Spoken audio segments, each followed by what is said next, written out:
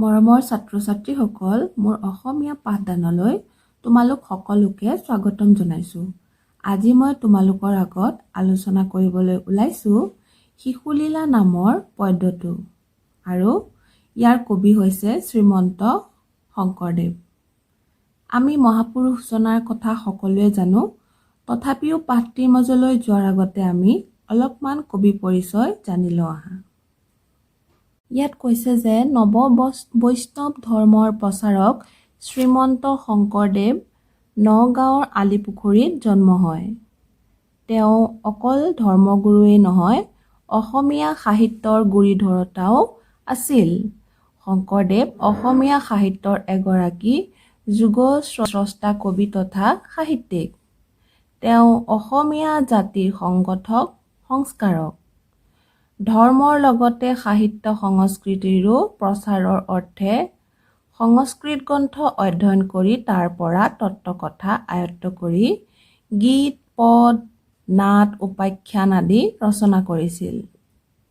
এইদৰে তেওঁ অসমীয়া সাহিত্যৰ ভঁৰাল চহকী কৰি থৈ যায়। শংকৰদেৱৰ সাহিত্যিক জীৱনৰ কীৰ্তিস্তম্ভ আছিল, আমি সকলোৱে জানো, কীৰ্তনঘোষা। ইয়াৰ উপৰিও ভাগৱতৰ কেইবাটাও স্কন্ধ, উত্তৰাখণ্ড ৰামায়ণ তেখেতে অসমীয়ালৈ অনুবাদ কৰে। ৰুক্মিণী হৰণ, হৰিশ্চন্দ্ৰৰ উপাখ্যান আদি কাব্য ৰচনা কৰাৰ লগতে বৰগীতেও ৰচনা কৰিছিল।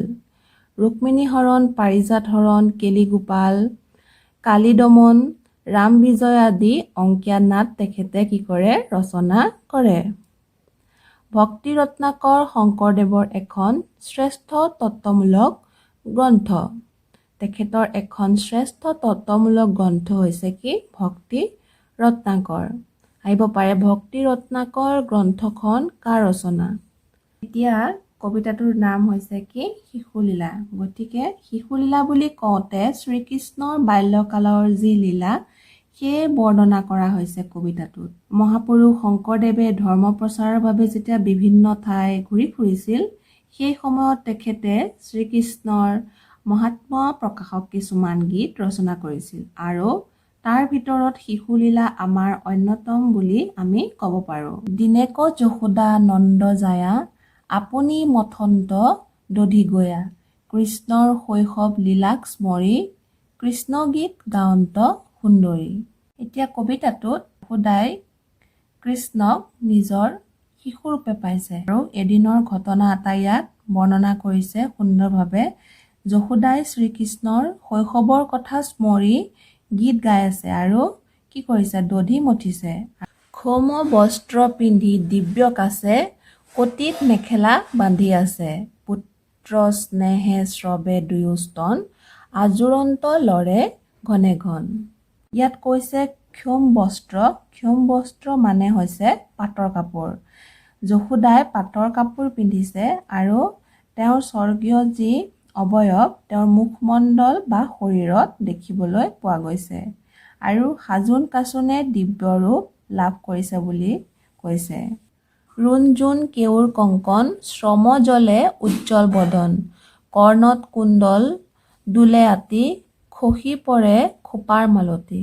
গতিকে যশোদাৰ যি বৰ্ণনা, তেওঁ কি কি পিন্ধি আছে সেই সকলোখিনি ইয়াত দিছে। যে তেওঁ কি পিন্ধিছে? পাটৰ কাপোৰ পিন্ধিছে আৰু কাণৰ পিন্ধা ফুলি লৰি আছে, যিহেতু হাতেৰে কি কৰিছে? দধি মঠিছে। গতিকে দধি মঠাৰ কাৰণে কাণৰ ফুলি লৰিবলৈ ধৰিছে, খোপাৰ মালতী, খোপাৰ পৰা সৰি পৰি গৈছে।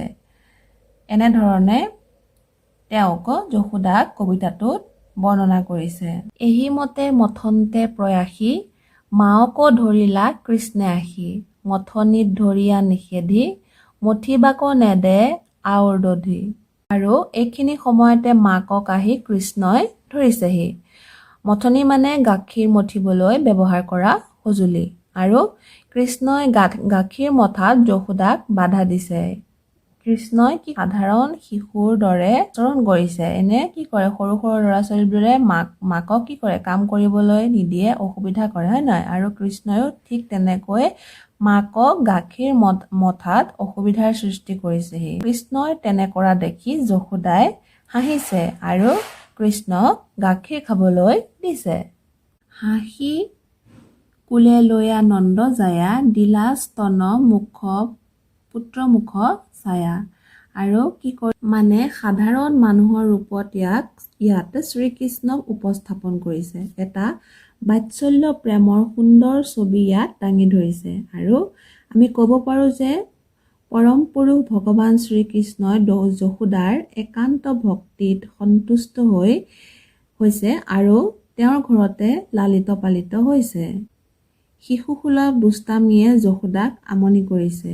আৰু এটি সাধাৰণ মানৱ শিশুৰ যিদৰে মাকক কাম কৰাৰ সময়ত আমনি কৰে, ঠিক তেনেদৰে শ্ৰীকৃষ্ণইও যশোদাক আমনি কৰিছে।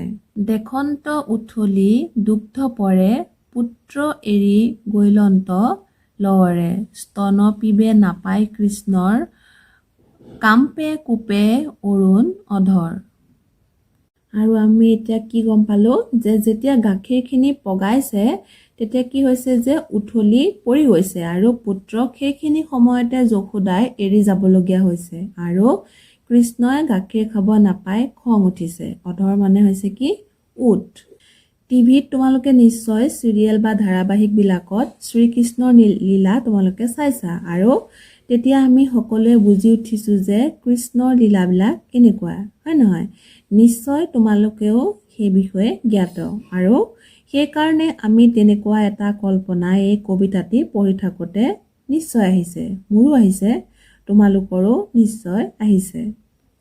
আৰু সেইকাৰণে কি কৰিছে সেইখিনি সময়ত আমি গম পাইছোঁ যে শ্ৰীকৃষ্ণৰ খুব খং উঠিছে তেওঁৰ মাকৰ ওপৰত। কাৰণ মাকে তেওঁৰ লগত থকা নাই, মাকে নিজৰ কি হৈছে কামত ব্যস্ত হৈ আছে। আৰু খঙত তেওঁ খঙৰ কোবত কি কৰিছে, শিলগুটি লৈ তেওঁ কি কৰিছে, সেই টেকেলিবোৰ মাটিৰ কলহবোৰ ভাঙিবলৈ আৰম্ভ কৰিছে। দশন কামুৰি আতি চান্দ, শিলায়ে ভাঙ্গিলা দধি ভাণ্ড। মহাকোপে কোঠা পখিলন্ত, সিঞ্চিৰাই লবনো ভোজন্ত। যে খুব বেছি খং উঠিছে শ্ৰীকৃষ্ণৰ আৰু খঙৰ প্ৰকোপত কি কোঠাত সোমাইছে। কোঠাত প্ৰৱেশ কৰি তেওঁ সিঁচি দিছে, সিঁচি ছটিয়াই লেতেৰা কৰি দিছে। লবণুবিলাক খঙতে তেওঁ ছটিয়াই সিঁচি চাৰিওফালে পেলাই দিছে। আহিলা যশোদা ৰমাই ক্ষীৰ, দেখৈ হান্দি ভাঙ্গিলা দধিৰ। আৰু আহি যেতিয়া যশোদাই দেখিলে, যিহেতু কি কৰিছিলে যশোদাই গাখীৰখিনি উতলি পৰিবলৈ ধৰাত কৃষ্ণক তাতে এৰি পেলাই তেওঁ গুচি গৈছিলে। আৰু যেতিয়া পুনৰ গাখীৰখিনি নমাই থৈ তেওঁ আহিলে তেতিয়া তেওঁ দেখিলে যে কি মজিয়া গোটেই সিঁচৰিত হৈ আছে আৰু কলহবিলাক দধিৰ শ্ৰীকৃষ্ণই শিলগুটিৰে সকলোবোৰ ভাঙি পেলাইছে। এতিয়া আমি ইমানখিনিলৈকে দেখা পালোঁ যে শ্ৰীকৃষ্ণই কি ধৰণে লীলা দেখুৱাইছে বা সাধাৰণ এটি মানৱ শিশু ৰূপে কিদৰে নিজৰ স্বভাৱ প্ৰদৰ্শন কৰিছে। এইখিনিলৈকে আমি শিশু লীলাৰ আধা অংশ পঢ়িছোঁ। পাছৰ পাঠদানত মই তোমালোকক পুনৰ লগ পাম আৰু লৈ আহিম শিশু লীলাৰ দ্বিতীয়াংশৰ আলোচনা। আজিলৈ আহিছোঁ, ধন্যবাদ।